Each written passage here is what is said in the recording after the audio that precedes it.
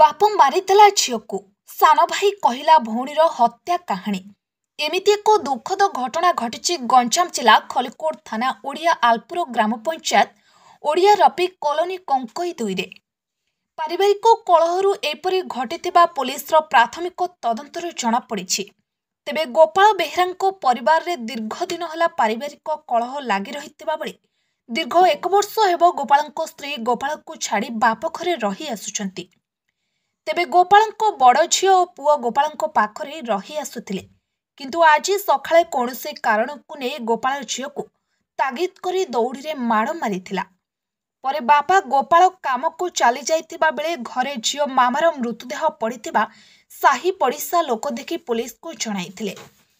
Khallikote police और छात्रपुर ADPO घटनास्थल में पहुंची तदंत करुवा बेले बापा गोपाल बेहेरा को पुलिस अटक रखी। झियो मामा को बापा गोपाल हत्या करुवा मामा को आई शशि बेहेरा लिखित अभियोग करिसेंती।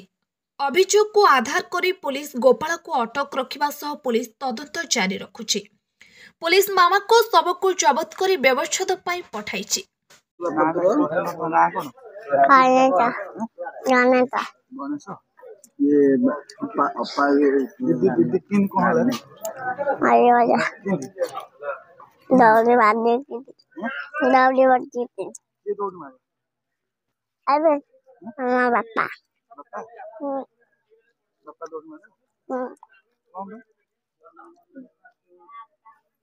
बादाम पड़ोला उतरे बादाम पड़ोला मरीगला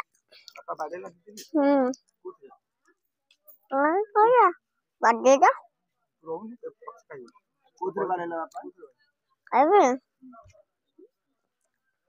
मारे पड़े सर कौन कहे जो ओडिया लोग कंक्रीट गोटे झीर सन्देहजनक मृत्यु होता नहीं खबर आसाला बर्तमान आप पहुंची तदंत कर घटना कौन रही से शशि बेहेरा गंजाम कालीबंध गंजाम रिपोर्ट कला नातुणी की तार जोई मार दे ये संक्रांत गोटे खलिकोट थाना गोटे मर्डर केस रजिस्ट्रेशन होती इनक्वेस्ट करके पोस्टमार्टम पठाई। बर्तमान आग को जो बापा को रखाई तदंत चली जस्ट खाली इनक्वेस्ट है इनक्वेस्ट हम पोस्टमार्टम पठाई ना इतर पर्यटन क्या रखा तदंत चलती आपण पुओ गोपाल बेहेरा जी रही झील आज जो मृत्यु होती आपन जेहेतु साई से पाखे रोचन केमती कौन मृत्यु केमती आप जानते कौन है सारे आम बाटे तो आम घर थिलु घरे सी रंधा बड़ा पिला कर सी पुओ ता बापा को खाया दे पीया दे खाई पीक पिला धरी सी कम को गला कौन भालिया पड़ूला बोली मु देखनी बाकी मु शुणी बोले यहाँ कहूँ भालिया से ये कौन से बुढ़ी ठू जोड़े पड़ी जाइला आउ थे हिटेरे बुढ़ी ना कला एत पड़बी बोलिकी हिटेरे पकई पुणी फड़ला फड़ियारू सी से पोपा गोटे चापड़ाटे गालू पड़ेगा कहला जुओ एड़े बड़ी पिलाटे हेलुणु इे सियाड़े कहीं बुलिकी चारिड़े युरा कर हिटेरे हलौचु काठीटारे मरबू ना मरजबुनु हिटर एमती कम कहीं कर चापड़ाटे गाड़ी कहले आम शुणिलु आम ना से एति हबारू तापर ता बापा खाई पीक गला हारी से पिलाटा मुझे ठिया हो पारनी सड़के केते बड़ी ठिया होपारे से बापा पलैयारू से आम डकैलु से बुढ़ी मोर डकैयारू से बुढ़ी पिंडारे मो बसिकी पचारि माल आखि नुह कौन टल टल कर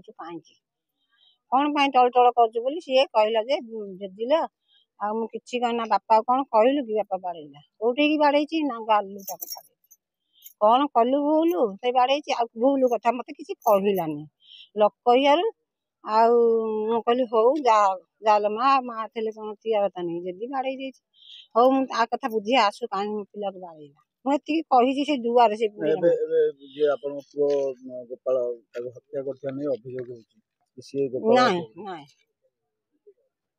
किसी ना पुओ मैंने यहाँ महापुर मत ठिया तुम से ଠିଆ ହେଇଛ ପୁଅ। ତା ଶାଶୁ ଯିଏ ରହିଛନ୍ତି ବା ସେ ଝିଅର ଆଈ ଯିଏ ରହିଛି ହୁଁ। ତାଙ୍କ ଅଭିଯୋଗ କରୁଛନ୍ତି ଯେ ଆଙ୍କେ ନାଇଁ ମାରପିଟ ନାଇଁ କରୁଛନ୍ତି, ନାଇଁ ଆଗରୁ ନାଇଁ ମଧ୍ୟ ତା ତାଙ୍କ ବୋପା କାମକୁ ଯାଇ ସାରିଲା ବାଦେ ପିଲାକୁ ଡାକିକିରି ଆଣିଲି, ଠିଆ କଲି।